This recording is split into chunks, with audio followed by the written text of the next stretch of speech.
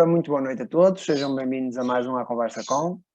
Esta noite temos connosco a professora doutora Laurinda Abreu, com a temática Misericórdias, Assistência e Saúde em Portugal, séculos XVI a XVIII. O nosso Conversa Com hoje está ligado à história moderna. Aqui, entre a história moderna e contemporânea, aqui uma ligação bastante interessante. E temos agora a palavra com a professora doutora Laurinda. Muito boa noite, professora. Boa noite. Muito obrigada. É um prazer estar aqui convosco, partilhar este início de noite de um dia muito complicado e esperemos que a noite não se complique ainda mais com os incêndios. Vamos pensar que não. Eu agradeço naturalmente o convite e dou-vos os parabéns por esta iniciativa e pela dinâmica que vocês têm e que trazem temáticas tão interessantes mês após mês para nosso é o que é uma mais-valia para nós, obviamente. Então, o vosso convite trazia atrelado, se eu posso utilizar esta palavra, quase o título da conversa, o que me facilitou imenso a vida. Eu só lhe acrescentei as misericórdias e, portanto, eu vou falar sobre, como o Dr. Bruno referiu, misericórdias, assistência e saúde em Portugal entre os séculos XVI e os séculos XVIII. E como nota prévia, eu devo informar que tomo como premissa de trabalho a ideia de que a assistência e a saúde foram assumidas pela coroa portuguesa, particularmente a partir de Dom Manuel I, como questões da governação e com propósitos que em muitos cederam as preocupações dos monarcas, as preocupações sociais dos monarcas, que existiam, obviamente, mas foram além delas. Reporto-me objetivamente à fundação das misericórdias, à reforma dos hospitais, ao provimento de cuidados médicos para as populações mais pobres, ao controle das epidemias, de que eu hoje não vou falar, e à regulação das formações em saúde, formações empíricas e formações académicas.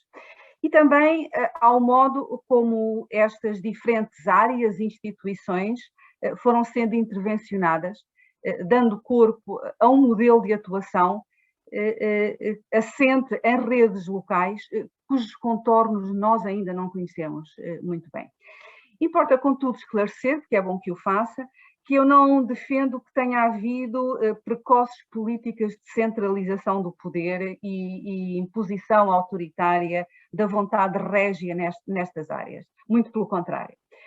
Na base da intervenção da coroa esteve a negociação e, sobretudo, a capacidade de criar condições facilitadoras às populações para elas aderirem às políticas que a coroa queria implementar. Umas vezes a coroa ganhava, outras vezes perdia. Perdeu, por exemplo, no conhecido caso da Câmara do Porto, quando Dom Manuel convidou, enfim, quis que a Câmara do Porto participasse no processo de reforma dos hospitais que ele estava a empreender e a Câmara pura e simplesmente recusou, antecipando novos tributos, não quis participar nesse processo. E o caso do Porto ajuda a introduzir outros protagonistas desta história para além da coroa, os poderes e as elites locais. Quando há pouco me referi às populações, em bom rigor o que eu devia dizer era elites, estava a reportar-me às elites. Em Portugal, como no resto da Europa, as elites estavam bem cientes das vantagens políticas e sociais do seu empenho nas atividades caritativas e assistenciais. E os poderes centrais, por seu turno, também sabiam que não tinham meios para um efetivo domínio territorial e que a implantação das suas orientações estava dependente dos seus interlocutores no terreno. No caso português, penso que se pode falar da construção de uma relação de benefícios mútuos, portanto, entre a coroa e as elites locais, e desconfiança mútua também, que é um tópico que podemos voltar mais tarde, se acharem que têm algum interesse.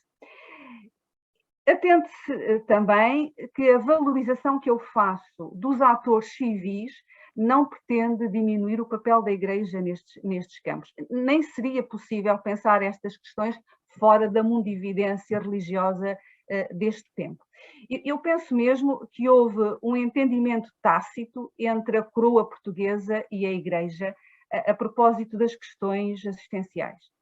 Mas isso também poderia ser um tópico para uma outra conversa. Reparem que eu não me estou a oferecer para voltar aqui a conversar. Estou só a inventariar tópicos que poderiam ter algum interesse. Enfim, o que eu defendo é que a assistência e a saúde também foram usadas com intenções políticas. É uma linha interpretativa que eu persigo quase desde o início da minha investigação e que, sobretudo, tem como propósito chamar a atenção para a necessidade de fazer entrar na análise do processo de construção do Estado moderno outros elementos para além da história institucional. Portanto, é preciso estar aberto a outros campos. Eu procurarei demonstrar algumas destas dinâmicas usando alguns mapas. A maioria dos mapas já está publicada, são resultantes de informação estatística georreferenciada, extraída de bases de dados que construímos em Évora com o apoio da FCT, portanto, dos projetos da FCT.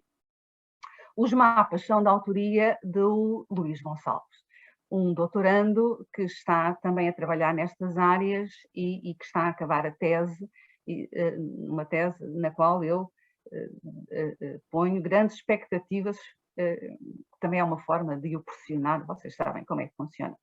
Enfim, em termos práticos, juntei os mapas e farei a sua apresentação em conjunto na segunda parte desta conversa, se estiverem de acordo.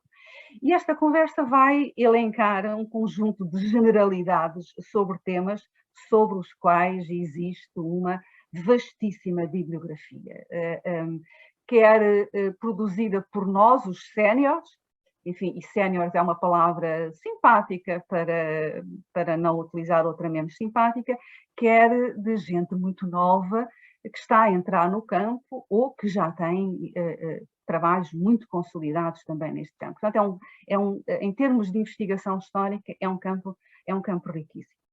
Então, comecemos pelas misericórdias. E comecemos pelas misericórdias, uma vez que a coroa as tornou o nódulo central em torno do qual perspectivou as demais áreas de assistência e saúde. Para quem está menos familiarizado com esta temática, as misericórdias nasceram como confrarias, enquadradas pelas 14 obras de misericórdia, como sabemos, fixadas por São Tomás de Aquino na Suma Teológica, a partir do Evangelho de São Mateus. Recorde-se, contudo, e é importante que se repita essa situação, que eram confrarias laicas, sendo confrarias, eram confrarias laicas. Isto quer dizer administradas pela sociedade civil, sob tutela régia.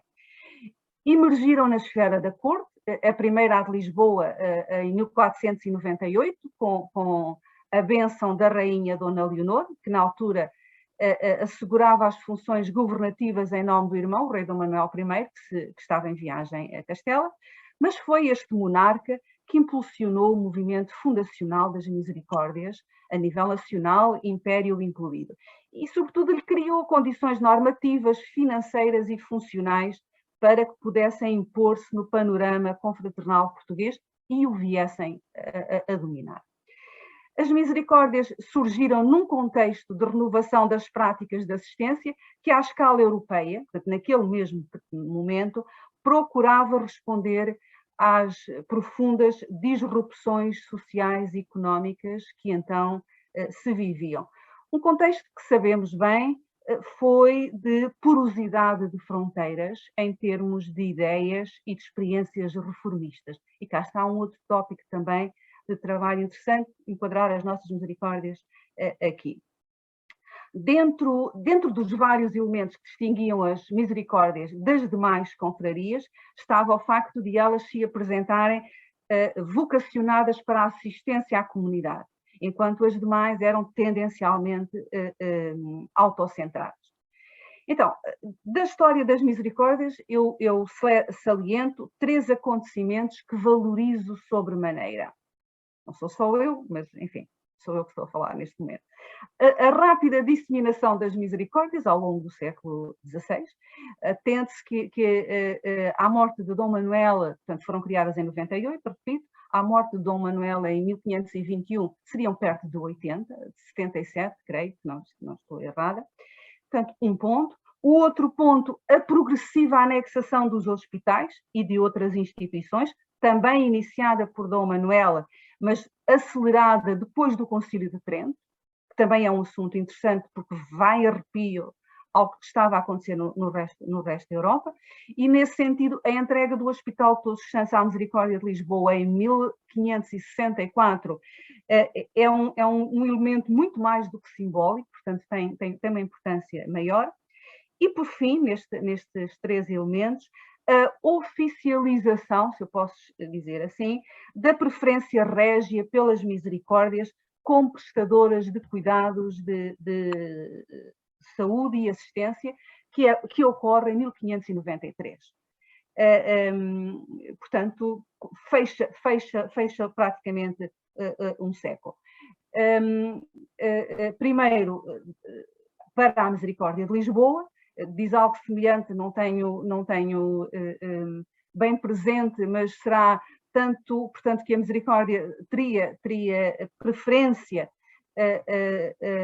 no exercício da sua ação, quer sobre os vivos, quer sobre os mortos, ele começava pelos mortos, quer sobre os sãos, quer sobre os doentes.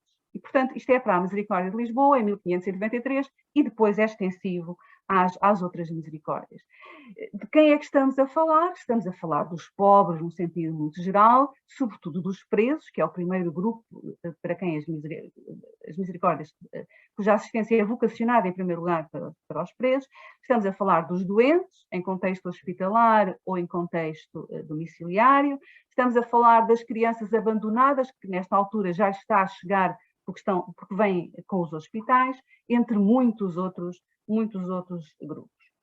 Então, iniciamos a nossa conversa por uma referência aos documentos mais importantes das misericórdias, que são os compromissos. Os compromissos das misericórdias, que, como sabemos, tiveram como matriz os compromissos da Misericórdia de Lisboa. Os manuscritos, o primeiro de 1498, portanto, logo de 98, e depois os 3 compromissos impressos, o de 1516, o de 1577 e o de 1618. Como é do conhecimento de geral, enfim, de nós que trabalhamos nestas áreas, durante a Idade Média a doença era sentida pela sociedade como antecâmara da morte. Portanto, estando doente, o fim estaria próximo. A visita aos doentes, e aqui entre aspas, uma das 7 obras de misericórdia corporais, trazia implícito, nesta Idade Média, e está escrito em muitos compromissos das confrarias medievais, trazia implícito o acompanhamento dos enfermos até ao último suspiro e depois respectivas cerimónias fúnebres. Ora, isto nos compromissos medievais. No primeiro compromisso da Misericórdia de Lisboa, logo em 1498, a formulação desta obra de misericórdia, repito, visita aos doentes, sofre uma pequena alteração para visitar e curar os enfermos. E lá também, atrás também estaria enfermos e não doentes. Pronto, mas é outra história. Na passagem para a versão impressa do compromisso, de 1516, registava-se nova alteração e afirmava-se taxativamente: a segunda obra de misericórdia era, ou é, curar os enfermos. As mudanças na formulação desta obra de misericórdia, ainda que muito subtis, alertam o historiador, ou pelo menos eu penso dessa forma, para a possibilidade de refletir em mudanças na percepção das capacidades curativas da medicina. Tanto mais que os mesmos compromissos, que os compromissos das misericórdias, apesar de manterem a obrigatoriedade de os irmãos visitarem mensalmente os doentes, levarem-lhes apoio material, espiritual, etc., fazia entrar também nestas visitas o médico físico da Misericórdia, que examinaria os doentes e decidiria se eles deviam ser internados, hospitalizados ou não. E com o aval, na autorização para o internamento, teria que ser dado, obviamente, o aval do provedor da Misericórdia. Ora, nesta interpretação que eu faço, ganha especial relevância a decisão do rei mandar transcrever no Compromisso da Misericórdia de 1516 o privilégio que, em novembro de 1498, tinha dado à Misericórdia de Lisboa, no sentido de compelir os hospitais da cidade a aceitarem os doentes que a Misericórdia mandava os doentes enviados pela Misericórdia. Na minha perspectiva, a inclusão deste privilégio servia para indicar que o mesmo tinha qualidade de regra e, portanto, era extensível às demais misericórdias. Tanto mais que em 1499, ou pelo menos, ou melhor, desde 1499, que a Misericórdia de Lisboa tinha uma enfermaria própria no Hospital de Todos os Santos. Portanto, não fazia muito sentido estar a registar especificamente este privilégio se não houvesse algum pensamento no sentido de ele ser disseminado pelas demais misericórdias. Ora, isto mostra também que para o monarca os hospitais deviam ser mais do que albergarias. E esse era o modelo dominante na altura.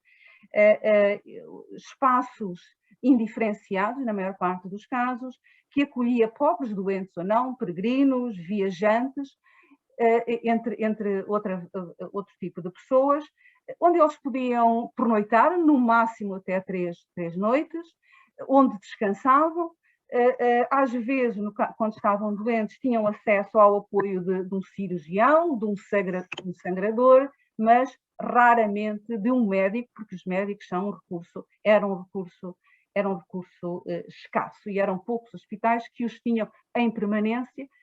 Havia mais hospitais que os mandavam chamar hospitais, albergarias, portanto, nessa nebulosa que é este universo dos hospitais medievais. E eles mandavam-nos chamar médicos, quando os conseguiam pagar, obviamente, apenas quando eram necessários e, portanto, não estavam lá em permanência. Então, é à luz destas informações que devemos analisar os regimentos dos novos hospitais, particularmente o do mais importante hospital moderno português, o Hospital de Todos os Santos. É uma instituição que está a nascer no contexto da reforma dos hospitais, e a reforma dos hospitais foi encetada pela coroa ainda antes da fundação das Misericórdias. Aliás, já começou este processo muito tarde, quando se compara com outros países europeus. Foi um processo muito lento, porque também muito mais complexo. Estes hospitais nasciam, na sua esmagadora maioria, por doações testamentárias, traziam associados encargos pelas almas dos instituidores e, portanto, todo esse universo tinha que recorrer à cúria romana para se poder alterar. Portanto, foi um processo muito complexo, e também as dificuldades que a coroa portuguesa teve com a Igreja, com o clero nacional relativo a esse propósito, pode ter ajudado a atrasar esse processo. Bem, mas avancemos. Estamos na reforma dos hospitais e estão a nascer novos hospitais. E novos hospitais que surgem normalmente pela fusão de um conjunto muito variado de pequeninas instituições, muitas delas já inativas, outras muito mal geridas, sem recursos ou com poucos recursos. Portanto, a coroa ordena, quando consegue a autorização papal, a junção de todos esses hospitais, normalmente naquele que é no melhor e no maior. e dá-lhe a essas novas entidades que nascem a designação de hospitais gerais, que não tem nada a ver com os hospitais franceses, que também se chamam hospitais gerais, ou hospitais grandes. E estes já são espaços dedicados ao tratamento da doença. Ou, como defendem alguns autores, apesar da complexidade e anacronismo do termo, que eu também uso, espaços medicalizados. Temos de ter algum cuidado e saber o que é que temos que colocar dentro do conteúdo desta medicalização, mas isso é também uma outra história. O Hospital de Lisboa começa a ser construído em 1492 e recebe o seu primeiro regimento em 1504. E este regimento, portanto, que casa com os compromissos da misericórdia, como eu estava a referir, este regimento segue de outros hospitais europeus, nomeadamente o de Santa Maria Nuova, como tinha sugerido, tinha pedido em testamento o Dom João II, mas alguns destes princípios também há relativamente pouco tempo encontrei-os já plasmados no Hospital de Montemoro Novo. Que é um hospital cujo regimento já foi assinado por Dom Manuel I, mas logo nos primeiros dias de reinado. Portanto, o regimento deve ter sido elaborado ainda durante o reinado de Dom João II. Então, o que é que me interessa neste regimento? Interessa o facto de, no regimento, sobressaírem os propósitos médicos da instituição.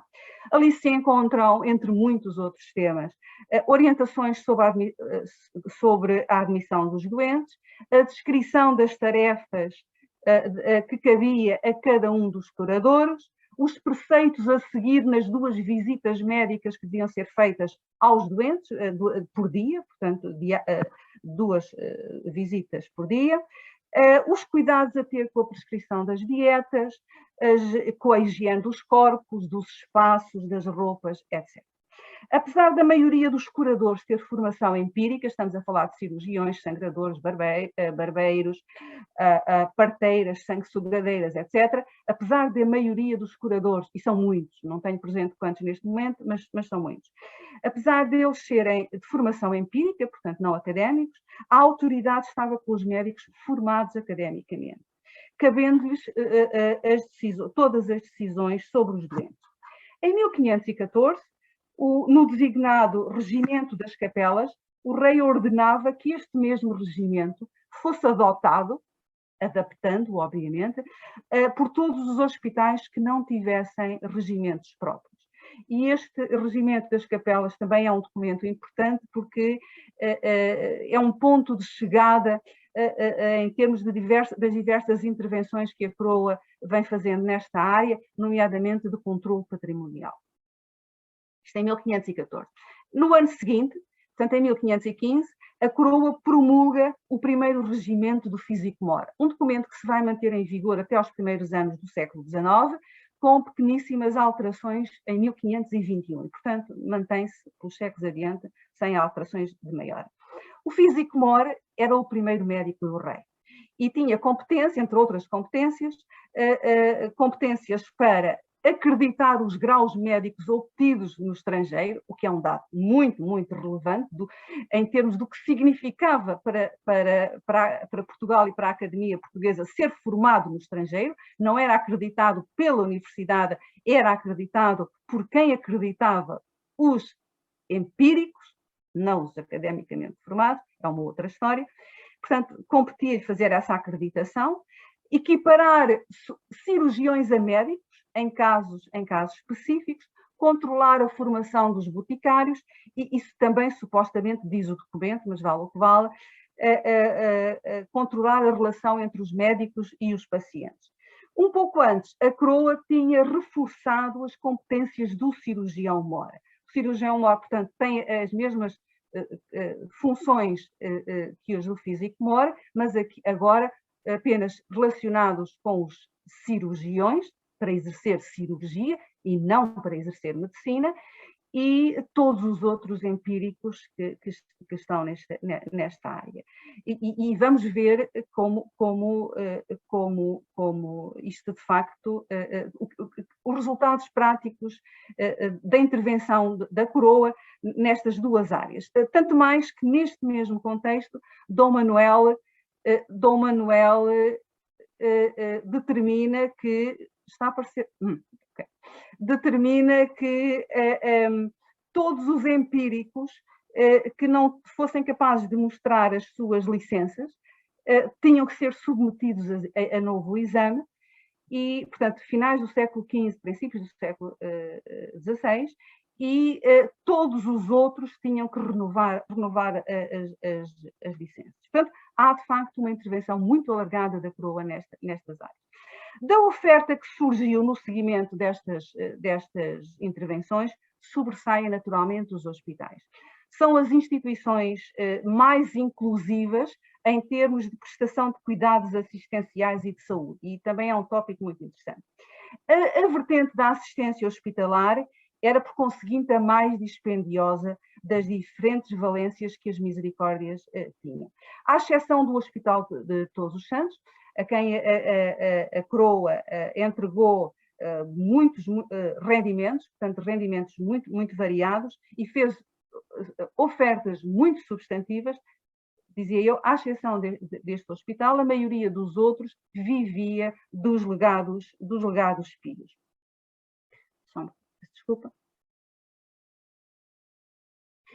Dos legados pios cumpridos ou não cumpridos, como, por exemplo, as missas não celebradas. E este é um dado muito importante, porque mesmo no mais importante hospital português, portanto, no Hospital de Todos os Santos, uma doutoranda que defendeu a tese há 2 anos, a Ruth Ramos, demonstrou que, por exemplo, em 1764, 20% do orçamento do Hospital de Todos os Santos provinha dos legados pios não cumpridos, o que correspondia a mais de 10 contos de reis, o que era de facto um valor muito elevado.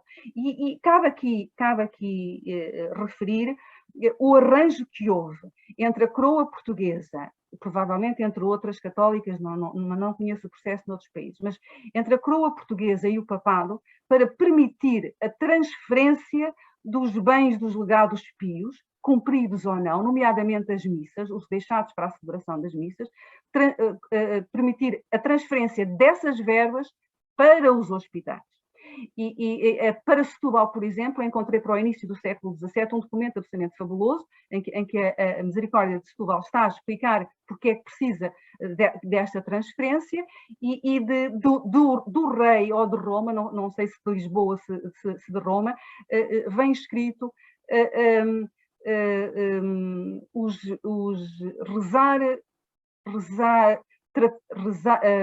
tratar de um doente faz tão bem à alma do morto como rezar-lhe uma missa. E os vivos precisam mais do que os mortos. E, portanto, em termos práticos, isto depois é materializado na transferência de verbas muito avultadas dos legados pios para os hospitais. Estavam a ser geridos maioritariamente pelas misericórdias. Os demais hospitais, como eu disse, também podiam receber esmolas régias, mas não tão significativas nem tão regulares como as do Hospital de Todos os Santos. Eram financiados pelos legados pios, como eu referi, e também pelos contributos das câmaras municipais. Raramente no caso das câmaras municipais por vontade própria, já que, como bem sabemos, elas tinham orçamento, a maioria das câmaras tem orçamentos muito reduzidos e que mal cobriam os múltiplos encargos que elas tinham. Foi por esta razão, por não quererem mais encargos, que os municípios reagiram muito mal, quando em 1568 a coroa impôs a vários deles um novo tributo que vai alargar as obrigações dos municípios em relação à saúde das populações. Embora alguns municípios já pagassem os salários dos designados partidos de médicos, boticários e cirurgiões, entre outros, naquele ano, em 1568, o regente do reino, o cardeal Dom Henrique, exigiu aos municípios de 5 comarcas que financiassem a formação universitária de médicos em Coimbra e distribuiu por eles 750 reis anuais, para custearem 30 bolsas de estudo. Em 1606, portanto, já sob o domínio filipino, o valor mais que duplicou. Foram chamadas novas câmaras a pagar e das que já pagavam, muitas delas viram os seus quantitativos aumentados. E também aumentaram as bolsas de estudo, que agora passam a incluir boticas. Posso começar? Pode, esteja a mandar. Então, este investimento que a coroa estava a impor aos municípios configura aquilo que nós chamamos, que é conhecido como a designada Arca dos Médicos e Boticários, e que tem entre os seus objetivos aumentar os recursos em saúde com formação académica, afastar os cristãos novos que tradicionalmente eram considerados como dominadores deste campo, impor aos municípios com menores rendimentos e, portanto, com um acesso limitado aos cuidados de saúde, os custos da formação dos médicos. E note-se a subtileza subjacente ao processo. Aumentava-se o número de médicos e de boticários, ou procurava aumentar-se o número de médicos e boticários, mas os custos de formação eram imputados aos pobres. Em 1774, Pombal reforma este sistema, generaliza-o, portanto, torna-o obrigatório a todas as câmaras e o valor cobrado mais que triplica. Vamos ver daqui a pouco nos mapas os resultados destas políticas também. Não tenho tempo aqui para desenvolver a intervenção da Universidade de Coimbra e da sua Faculdade de Medicina na arquitetura deste edifício. É pena, mas o tempo não dá. Mas apenas acrescentar, para que melhor se entenda este conjunto, que a reestruturação do curso de Medicina, promovida por Dom João III, procurando aumentar a atratividade do curso, perante aquilo que a Universidade designava ser a perniciosa concorrência do físico-mora, e acusando, e a expressão é da Universidade, de fabricar médicos a partir de cirurgiões iletrados e ignorantes, portanto, aqueles cirurgiões em que o físico-mora autorizava a exercerem como médicos. Esta reforma do curso de medicina teve efeitos contrários ao pretendido e acabou por conduzir ao reforço do poder do físico-mora. A relação entre ambos, entre a Universidade de Coimbra e o físico-mora, teve várias matizes ao longo dos séculos e tornou-se particularmente complexa a partir de 1568, quando da criação das bolsas de estudo para formar médicos. Para abreviar argumentos, dizer apenas que até à década de 1820, Portugal não foi capaz de formar médicos em número suficiente. Esta frase é-me ligeiramente familiar para outros contextos, mas não caiamos em anacronismos. E, portanto, não formava médicos em número suficiente e deixa o país entregue a cirurgiões, que ao tempo não têm formação académica, como eu disse. E esta situação mantém-se mesmo após a reforma da Universidade de 1772. De resto, vai mesmo agravar-se após 1782, quando foi criado o Protomedicato, uma instituição que vem com uma auréola de grande reformista, nascida para pôr ordem no universo da saúde, mas que acabou por contribuir para o atraso da reforma das formações médicas em Portugal. Não foi apenas, e para concluir esta parte, não foi apenas na saúde que Portugal chegou aos finais do século XVIII, mantendo os quadros quinhentistas, nomeadamente o regimento do físico-mora, do cirurgião-mora, etc., etc., ainda que com pequenas alterações. Algo semelhante aconteceu com a assistência, o que significa a manutenção do domínio das misericórdias, e agora no século XVIII, muitas delas, se não a maioria, já descapitalizada. Tratou-se de um campo, na minha perspectiva, onde Pombal não quis introduzir alterações substantivas e o Intendente-Geral da Polícia, Pinamanique, não foi capaz de as fazer. Pombal não introduziu essas alterações porque estaria consciente de que, se reformasse estruturalmente o campo, teria que o financiar, como estava de resto a acontecer noutros espaços europeus. E o segundo, portanto, Pinamanique, que estava à altura, portanto, no último quartel do século XVIII, a experimentar na Casa Pia de Lisboa um programa assistencial inovador, portanto, e quis replicá-lo a nível nacional, não teve o apoio político, por exemplo, para separar a vertente da saúde da assistência. E a sua proposta era que as misericórdias, que os hospitais se mantivessem na tutela das misericórdias, mas que o apoio, a distribuição de apoio aos pobres, ficasse dependente de um organismo central, que neste caso seria ele, a Casa Pia e ele, e portanto, como grande gestor, mas que essa distribuição de apoio seria submetido a um programa de escolarização e de formação profissional dos filhos dos pobres e, naturalmente, também de reformação de comportamentos. Uma das razões do fracasso de Pinamanique, entre outras, nomeadamente por razões políticas que não vêm aqui ao caso, foi porque ele quis alterar as lógicas instaladas e os poderes dominantes. E esse é um caminho muito difícil, muito ousado, e no caso de Pinamanique não foi capaz de o trilhar naturalmente. Então, feitas estas breves apresentações, eu pedi autorização para partilhar o ecrã e os meus mapas, os mapas do Luís. Não está autorizado o Penso que agora já dá, não sei. Acho que já consegui a autorização.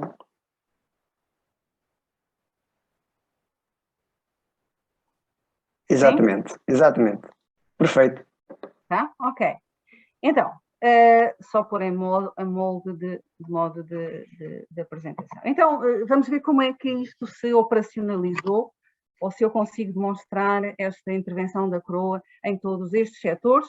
Não começo por um mapa, mas por um gráfico que mostra precisamente a atuação e os resultados da atuação das diretrizes régias no sentido do controle do campo dos empíricos ou dos médicos formados no estrangeiro. E portanto, obrigando-os a submeterem-se novamente a exame ou a renovar as suas licenças. Para termos uma percepção de que números estamos a falar, entre 1434 e 1495, portanto, num período de 61 anos, este período que está aqui, tinham sido examinados 111 médicos e 183 cirurgiões. Entre 1495 e 1535, portanto, 40 anos, nos 40 anos seguintes, estamos a falar de um universo de 254 médicos e de quase 500 cirurgiões. Portanto, é de facto são de facto números de outra grandeza que perante uma universidade que está em Lisboa, na altura, como sabemos, e que, enfim, produz numa outra ordem de grandeza. Um outro slide, o que mostra as misericórdias, a criação das misericórdias, aqui com cronologia, enfim, um pouco ortodoxa, mas o que eu quero chamar a atenção é para a mancha a vermelho, destas bolas a vermelho, que corresponde ao período manuelino. De resto, o reinado de Dom Manuel I foi aquele em que mais misericórdias foram criadas em menor número de anos. Mas aquilo que eu acho verdadeiramente relevante é este mapa. É um mapa que mostra as dinâmicas na área da assistência e da saúde ao tempo de Dom Manuel e que revela a criação das misericórdias, a reforma dos hospitais com a entrega de hospitais às misericórdias e a criação dos hospitais grandes, o número dos curadores oficialmente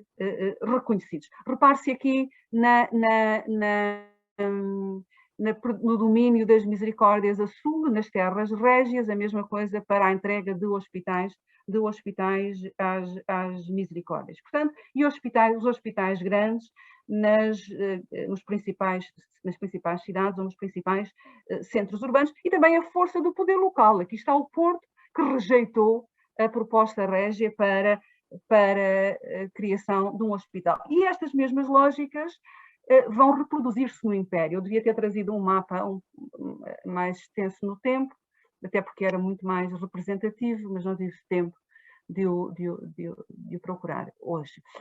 No Império, naturalmente, com diferenças em termos geográficas entre as diferentes áreas e também diferenças funcionais, mas só para vos dar a ideia de que, de facto, isto tem uma expansão territorial muito grande. Relativamente à arca dos médicos e boticários, como se pode observar, portanto, este é um mapa também feito por Luís, como todos os outros, como disse, que resulta da tributação, portanto, dos municípios que foram tributados, quer em 1560 e depois em 1606. Como se pode observar, escaparam à tributação as comarcas de Viana, Ponte de Lima, Guimarães, Porto, Miranda, Vila Real, Viseu, Abrantes, Guarda, Tomar, Lisboa e Algarve. O que é que há de comum nestas comarcas? Podemos fazer dois grupos, dois conjuntos. Um que inclui Algarve e Miranda, que são zonas de reduzida densidade populacional. E, portanto, ficaram fora desta tributação.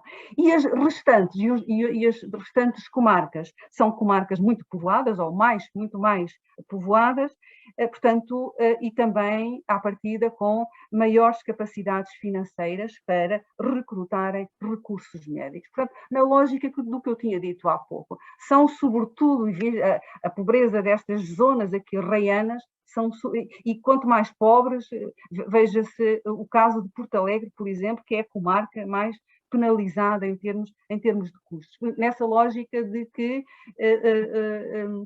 são os pobres que acabam por financiar a formação de recursos. Sabemos que, apesar de todos os problemas que existiram relativamente à cobrança dos tributos, e houve, de facto, muitos problemas, e são bem conhecidos, estes tributos de 1568, 1606, forjaram de uma forma forçada, penso, solidariedades regionais e interregionais de dimensões consideráveis, como tentarei mostrar a partir dos próximos mapas, que foram realizados a partir de 3 indicadores. Cá está um do total. Os municípios contribuintes, que têm estes retângulos a verde, os municípios que recrutaram recursos academicamente formados ou com o controle da universidade, como era o caso dos boticários, que não eram formados pela universidade, mas com o controle da universidade, e ainda um terceiro indicador nos próximos mapas, que tem a ver com a existência das misericórdias, já que elas eram as maiores consumidoras, a par das câmaras municipais, dos recursos médicos. Se a análise for feita em termos gerais, vê-se que, de facto, há uma proliferação de recursos, de recursos academicamente formados. Atenção que estes dados são dados agregados, o que nos revela que mesmo que as comunidades não tivessem concordado com este pagamento, e não concordaram, apreenderam a sua lógica, e foi como se tivessem procurado ser compensados pelo investimento realizado. Isto é, as terras que pagaram acabaram, na maioria dos casos, que pagaram as bolsas de estudo, por depois recrutar médicos, cirurgiões e boticários. Portanto, é o trio desta formação clássica. Portanto, juntaram os cirurgiões também aos médicos e aos boticários. E é certo que houve comarcas que não contribuíram, como Miranda e o Algarve, e que também os tiveram, mas são duas exceções.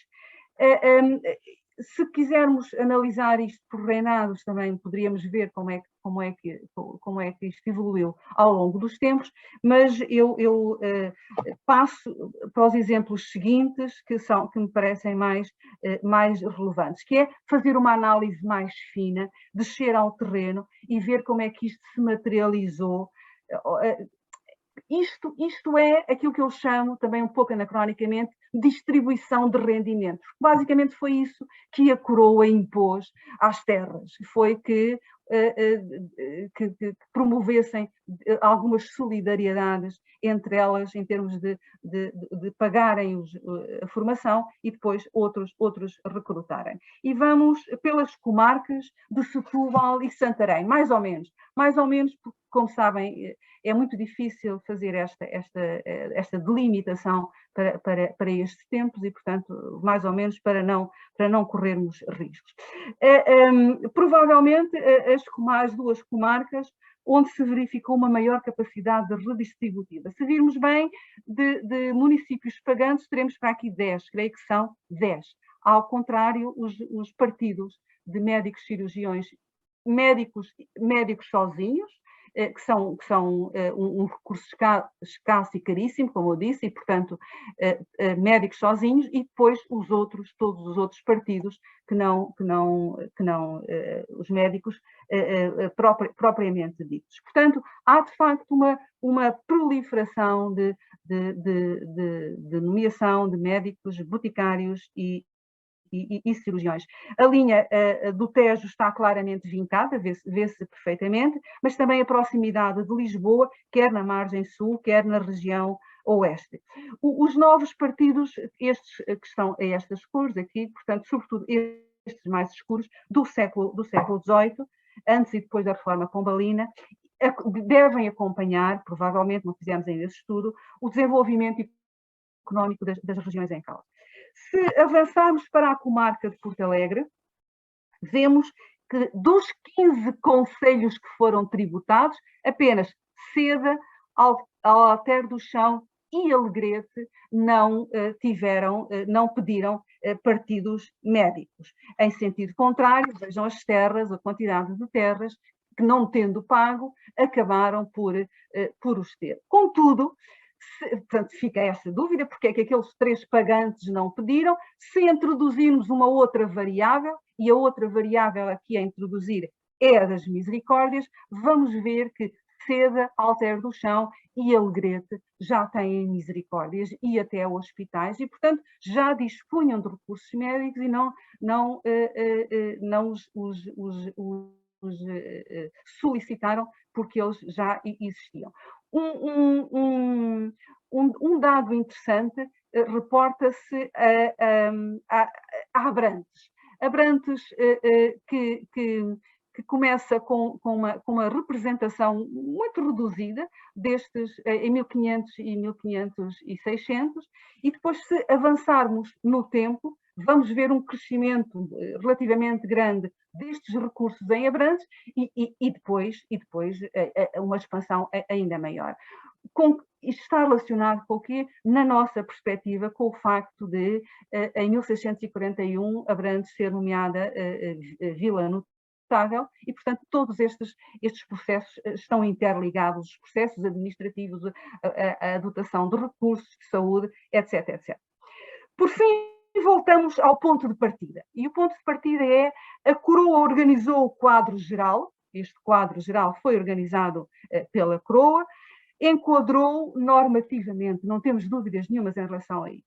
Mas depois as terras, as suas instituições ou quem as governava, operacionalizaram as ordens régias do modo que lhes foi mais conveniente. Exemplifico com mais um mapa, pedindo-vos para olharem para as comarcas de Coimbra, Jogueira, Leiria e Alenquer, parte destas comarcas. Uma dúzia, se virmos bem, uma dúzia de municípios, pouco mais do que 2 mãos cheias, de municípios pagantes e um verdadeiro milagre da multiplicação dos partidos. A questão é que são as variáveis, não é? Que difíceis de estudar. É que aqui entramos já num outro campo, que é o campo da corrupção e dos pequenos poderes que que trabalham em benefício próprio. Aqueles, por exemplo, aqueles que na universidade, em vez de concederem as bolsas de estudo a quem mais precisa, vendem-nas. E vendem-nas a pessoas que eram ou da região ou que ficam na região.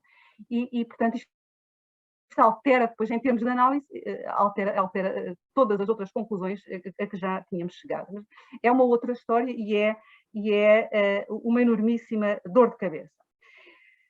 E então, para acabar agora mesmo com os mapas, voltar à questão do país não produzir médicos em número suficiente, apesar da insistência da coroa em os formar. Eu costumo até dizer que a principal universidade portuguesa, a principal faculdade de medicina para formar médicos portuguesa, entre aspas, é de Salamanca, mas isso também é uma outra história.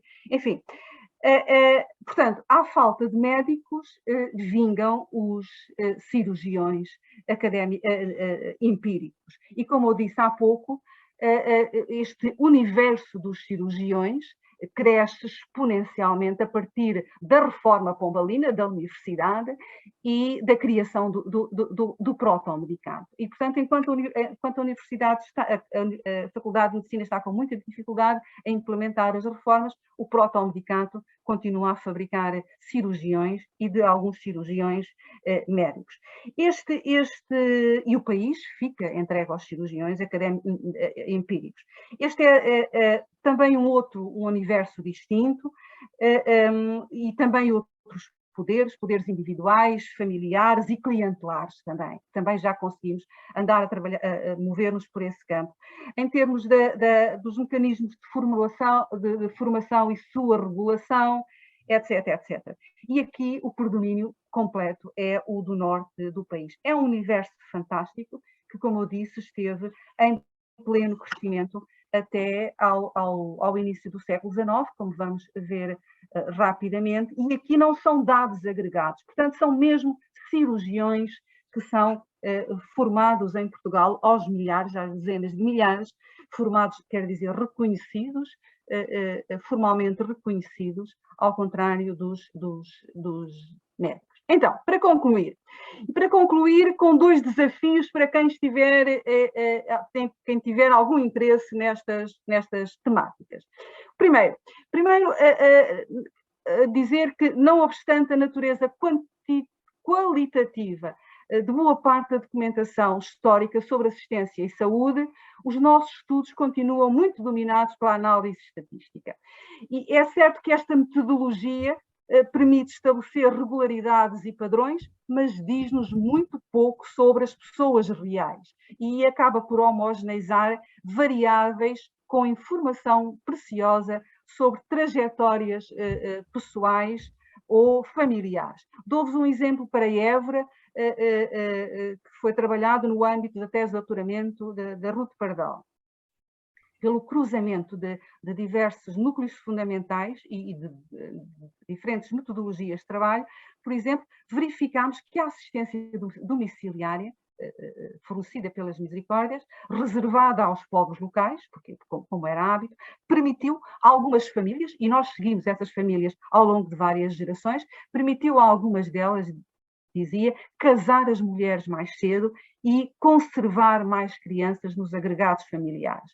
Isso significava um provável resultado do acesso mais facilitado aos cuidados médicos, com capacidade, portanto, impactava na capacidade de trabalho, numa melhor dieta e, consequentemente, na redução da mortalidade infantil e eventualmente, na redução do abandono das crianças na roda. E a questão que se coloca, ou que me coloco, é qual terá sido a verdadeira dimensão deste fenómeno.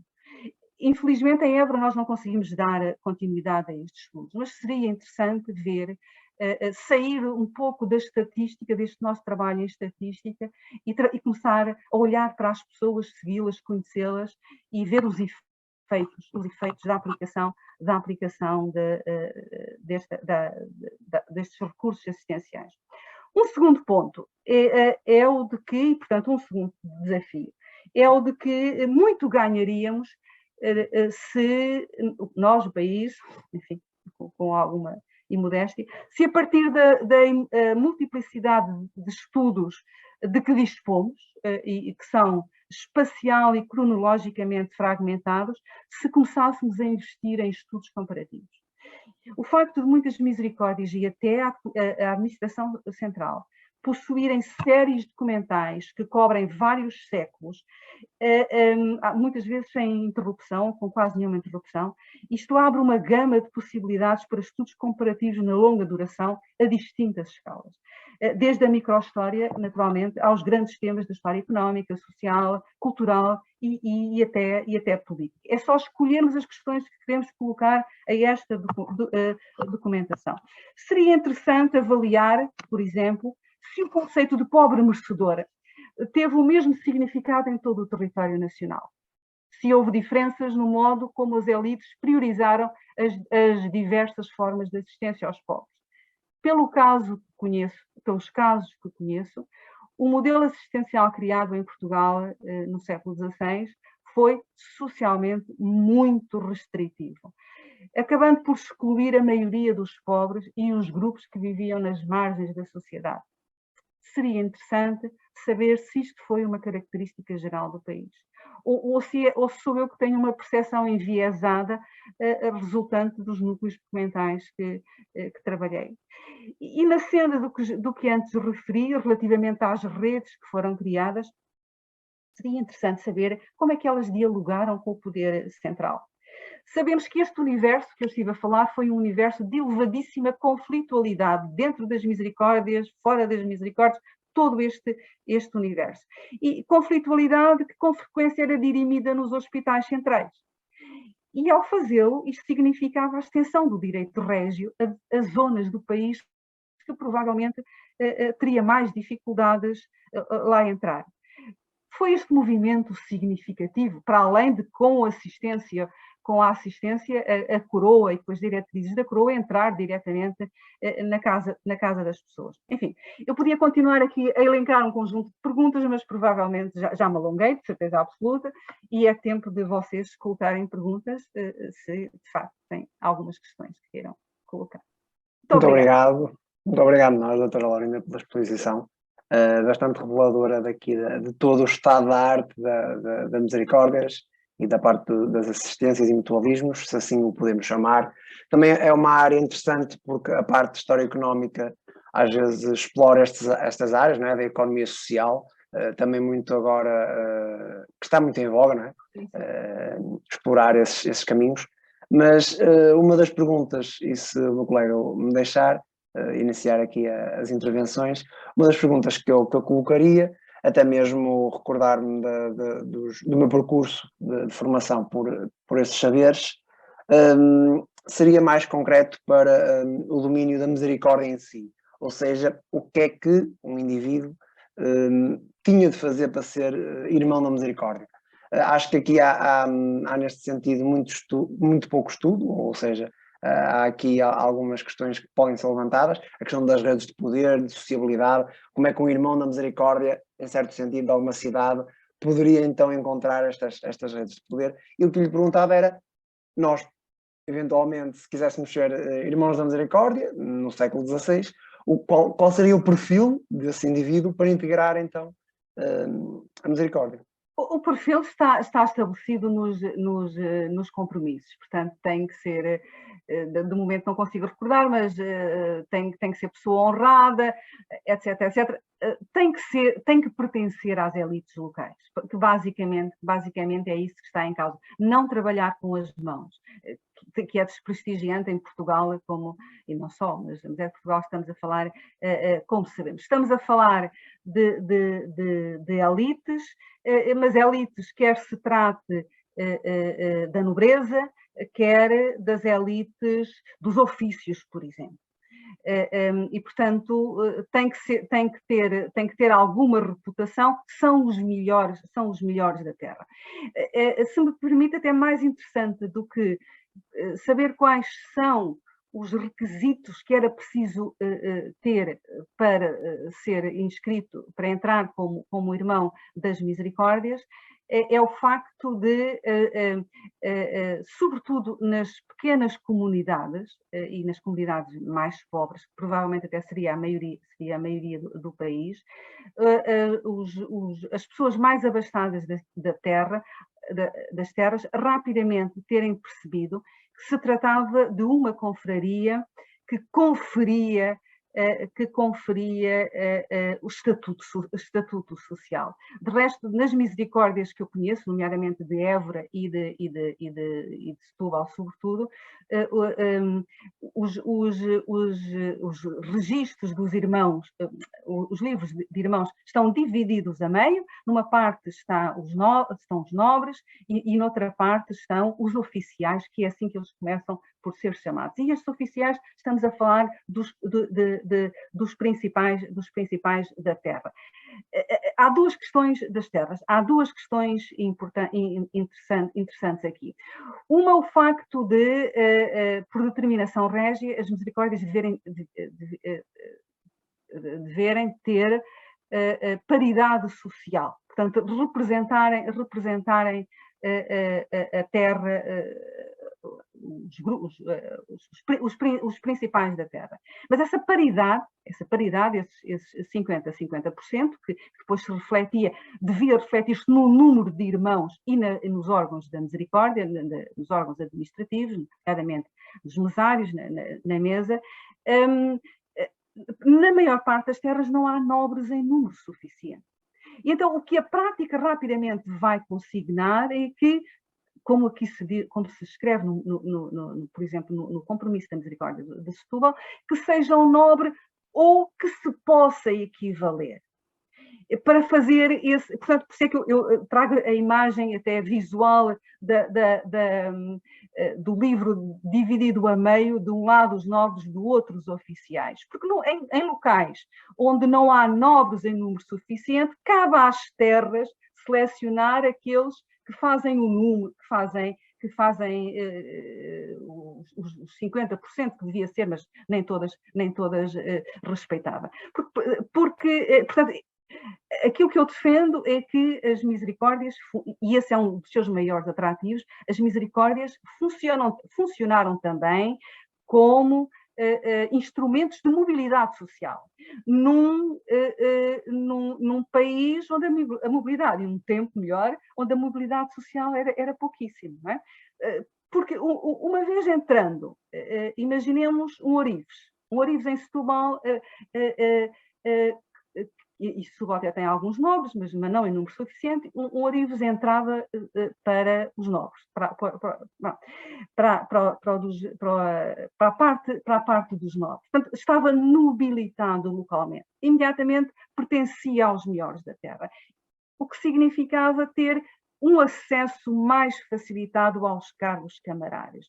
E é esta história, este puzzle que se vai formando e radica nestas questões sociais um dos êxitos da expansão das misericórdias. Porque ser irmão já significa ter algum estatuto, e se é irmão e está nos órgãos dirigentes, muito mais estatutos tem, e tem privilégios, e tem isenções várias. Eu recordo sempre um caso de Penafiel, que na altura não se chamava assim, a Rifana de Sousa era assim que se chamava, não me recordo, creio que sim, que desde os finais do século XVI quer fazer uma misericórdia, quer criar uma misericórdia. E o Porto tenta limitar esse processo, porque vê nas proximidades uma disputa pelos recursos, pelas esmolas, etc. E diz, o que eles querem é fazerem-se grandes. O que eles querem é fazerem-se grandes. Portanto, as terras, e a maior parte do país, não é Lisboa, não é Coimbra, não é Évora, são terras muito pequeninas, e há centenas de misericórdias espalhadas pelo país, como vimos. Rapidamente, quem queria pertencer às elites viu nas misericórdias um instrumento, como eu dizia há pouquinho, de de mobilidade social. E essa foi uma das chaves do seu sucesso. Por exemplo, em cidades como Lisboa e Évora, isto não significa rigorosamente nada, mas Lisboa e Évora são exceções, ou Coimbra, por exemplo, ou Porto mesmo. Portanto, num primeiro momento o que nós vivemos ainda durante o reinado de Dom Manuel e ainda durante algum tempo de Dom João III, as misericórdias têm alguma dificuldade de penetração, portanto elas surgem, mas têm poucas esmolas, portanto não têm rendas, etc, etc, porque já estão outras no campo, mas rapidamente as populações percebem o potencial social daquelas instituições, e na minha perspectiva isso foi uma das razões do seu sucesso. Não sei se respondi à sua questão. Sim, porque até o caso do Porto é ilustrativo, não é? Por causa da questão dos mercadores, alguns mercadores pertencerem a serem irmãos da misericórdia, mas seriam mercadores de grosso trato e, de facto, nobilitavam-se, não é? Entravam pela questão monetária, estava presente, mas nobilitavam-se nesse sentido, como a doutora Olinda estava a dizer, não é? É que depois eles ficavam, se pertenciam às mesas, aos cargos diretivos, ficavam isentos de variadíssimos impostos, de trabalhos municipais, do abultamento, etc, etc. Portanto, tinha múltiplas vantagens e sobretudo, essa porta aberta ao poder local, aqui em Setúbal, funcionou lindamente. De resto, aqui em Setúbal, conseguimos, na altura, já há muito tempo, detectar quase cursus honorum que as pessoas que vinham mais de baixo faziam para chegar até à misericórdia. Portanto, quem não tinha mesmo suporte social, portanto, começava nas confrarias mais socialmente menos valorizadas até chegarem à misericórdia. Uma vez na misericórdia já criavam as suas redes e, portanto, entravam na Câmara Municipal e aí iam circulando e perpetuando, naturalmente. Até nos dias de hoje, pronto, fazendo aqui agora eu queria fazer uma segunda pergunta, mais relativa às fontes. Que dificuldade é que a doutora Laurinda identificou no estudo das misericórdias relativamente ao tratamento e análise das fontes? Poucas, são nenhumas. Sinceramente, elas são muito abundantes. Eu comecei a estudar estas coisas já há muitos anos atrás, como saberão, e tive muita sorte na altura porque as portas dos arquivos das misericórdias foram-me abertos com toda a facilidade. Mas na altura ainda havia alguma relutância de algumas misericórdias em abrir os seus alguns arquivos. E então surgiu, foi nesse contexto, portanto em 2000, por volta de 2002, creio eu, surge aquele projeto enorme, coordenado pelo professor José Pedro Paiva, da Portugal e a Monumento Misericordiarum. E a partir daí houve um incentivo às misericórdias para abrir os seus arquivos e elas participaram por vontade própria nesse processo. Portanto, relativamente à dificuldade das fontes, nenhuma, nem das fontes das misericórdias, nem da administração central, porque eu trabalho com fontes locais que são as das misericórdias, eu e as pessoas que trabalham comigo. E trabalhamos depois com as fontes da administração central, portanto a Torre do Tombo, que é onde vamos recolher os dados relativamente aos médicos, cirurgiões e boticários, o percurso deles, onde é que eles, percurso social, percurso profissional, etc, etc. Resumindo, a grande dificuldade é o dinheiro. Porque, por exemplo, as bases de dados que nós temos, e nós temos bases de dados com centenas de milhares de dados, e eu não estou a exagerar, as relativas aos curadores são mais reduzidas, portanto uma tem 26 mil, outra tem 16 mil, é mais pequenina. Mas, por exemplo, a base de dados que temos em Évora tem 400 mil registros nominativos ou coisa assim. E, portanto, este dinheiro para construir grandes bases de dados é que é uma grande dificuldade, né? Só financiamentos, no nosso caso tivemos 4 projetos financiados da FCT, foi muito bom, que nos permitiu, de facto, construir estas bases de dados e que neste momento estamos a começar a operacionalizá-las para pô-las à disponibilidade do público. Porque é lógico, é dinheiro público, ao público tem que retomar. Neste momento, a partir do CIDEUS em Évora, está a entrar aquela que recolhe os tais 400 mil registros, portanto, que são o hospital, os postos, os presos e a base demográfica da cidade. E depois avançamos para as outras dos curadores. Essa é que é a grande dificuldade. Dinheiro e equipas para trabalhar, que é uma coisa que nós temos muita dificuldade em Évora. Não temos muita gente interessada nestas. Temos alunos muito interessados, mas muito interessados noutras coisas. E não temos grande capacidade de recrutamento para estas áreas. Muito obrigado. Carlos, alguma questão? Da minha parte, não. Penso que foi elucidativa a entrevista, professora. Muito obrigada. Foi um prazer. Muito obrigado. Obrigado nós pela participação e também pela exposição dentro destas grandes linhas. Também abrir portas aqui, quem sabe, a quem nos está a ouvir, para empreender aqui na investigação das misericórdias, que é sempre necessária para a parte da historiografia. Muito obrigado a todos que nos estão a ouvir e a ver, e até uma próxima Conversa Com. Boa noite.